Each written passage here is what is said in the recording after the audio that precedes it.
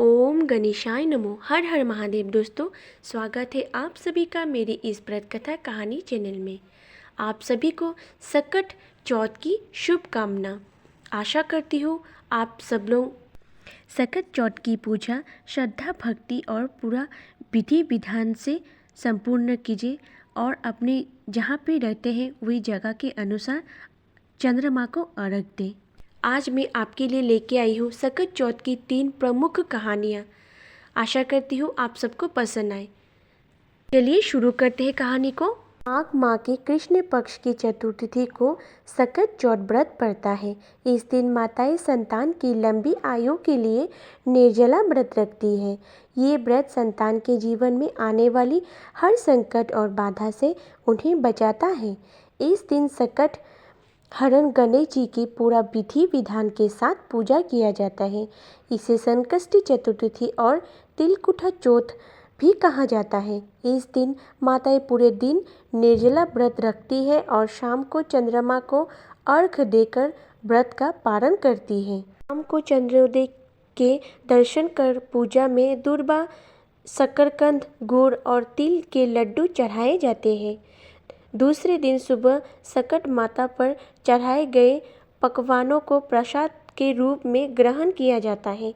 तिल को भूनकर गुड़ के साथ कूट लिया जाता है। तिलकुट का पहाड़ बनाया जाता है। कहीं कहीं तिलकुट का बकरा भी बनाया जाता है। पूजन कर सभी में प्रसाद वितरित किया जाता है। पूजन के बाद सकट चौथ व्रत कथा सुनती है। मान्यता है कि सकट चौथ व्रत में बिना व्रत कथा सुने या पढ़े व्रत का फल नहीं मिलता है। सकट चौथ का व्रत बिना व्रत कथा के अधूरा माना जाता है। इस व्रत को लेकर कई कहानियाँ प्रचलित है, जिसमें बुढ़िया माई की कहानी, भगवान श्री गणेश से जुड़ी कथा और माता पार्वती व भगवान शंकर आदि से जुड़ी कहानियाँ सुनी जाती है। यह पढ़े संकट चौथ से जुड़ी ये 3 कहानियाँ आप अपने अनुसार इनमें से कोई भी कहानी पढ़ सकते हैं।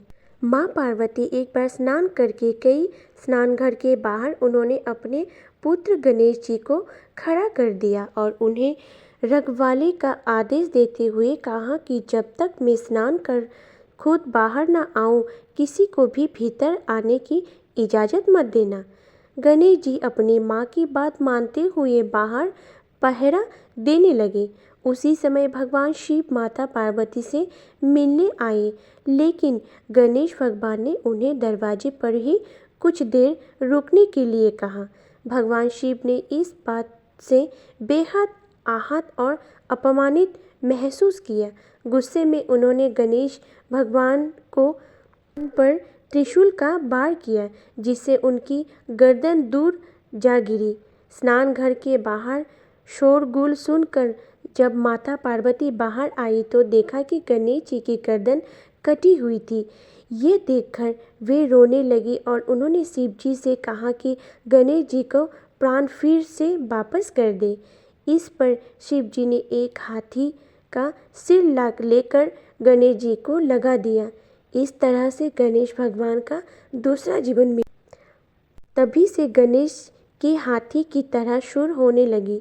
तभी से महिलाएं बच्चे की सलामती के लिए माघ माह के कृष्ण पक्ष की चतुर्थी के गणेश चतुर्थी का व्रत करने लगी। दूसरी कथा। किसी नगर में एक कुम्हार रहता था। एक बार जब उसने बर्तन बनाकर आंवला लगाया तो आंवला नहीं पका। परेशान होकर वो राजा के पास गया और बोला कि हे महाराज, जाने क्या कारण है कि आंवला वो ही पक ही नहीं रहा है। राजा ने राज पंडित को बुलाकर कारण पूछा। राज पंडित ने कहा, हर बार आंवला लगाते समय एक बच्चे की बलि देने से आंवला पक जाएगा। राजा का आदेश हो गया। बोली आरंभ हुई। जिस परिवार की बारी होती है वो अपने बच्चे में से एक बच्चा बलि के लिए भेज देता।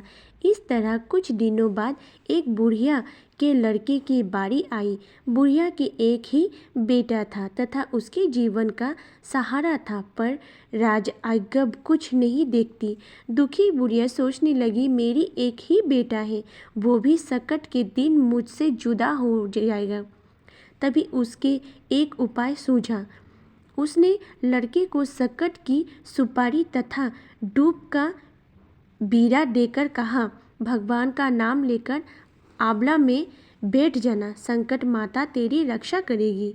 सकट के दिन बालक को आंवला में बिठा दिया और बुढ़िया सकट माता के सामने बैठकर पूजा प्रार्थना करने लगी। पहले तो आंवला पकने में कई दिन लग जाते थे, पर इस बार सकट माता की कृपा से एक ही रात में आंवला पक गया।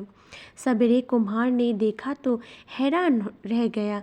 आंवला पक गया था और बुढ़िया का बेटा जीवित व सुरक्षित था। सकट माता की कृपा से नगर के अन्य बालक भी जी उठे। ये देखकर नगर वासियों ने माता सकट की महिमा स्वीकार कर ली। तब से आज तक सकट माता की पूजा और व्रत का विधान चला आ रहा है। अब तीसरी और सबसे अंतिम कहानी सुनेंगे। एक बुढ़िया थी, वो बहुत ही गरीब और दृष्टिहीन थी। उसके एक बेटा और बहू थे। वो बुढ़िया सदैव गणेश जी की पूजा किया करती थी। एक दिन गणेश जी प्रकट होकर उस बुढ़िया से बोले, हे बुढ़िया माँ, तू जो चाहे वो मांग ले। बुढ़िया बोली, मुझसे तो मांगना नहीं आता, कैसे क्या मांगूं? तब गणेश जी बोले, अपने बहू और बेटे से पूछ कर मांग ले। तब बुढ़िया ने अपने बेटे से कहा, गणेश जी कहते हैं तू कुछ मांग ले, बता मैं क्या मांगूं? पुत्र ने कहा, माँ तू धन मांग ले।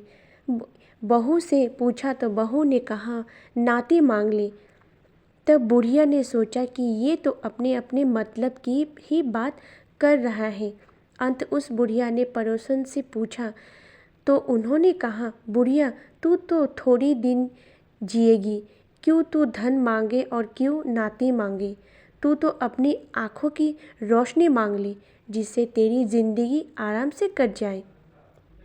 इस पर बुढ़िया बोली, यदि आप प्रसन्न हैं तो मुझे 9 करोड़ की माया दे, निरोगी काया दे, अमर सुहाग दे, आँखों की रोशनी दे, नाती दे, पोता दे और सब परिवार का सुख दे और अंत में मोक्ष दे।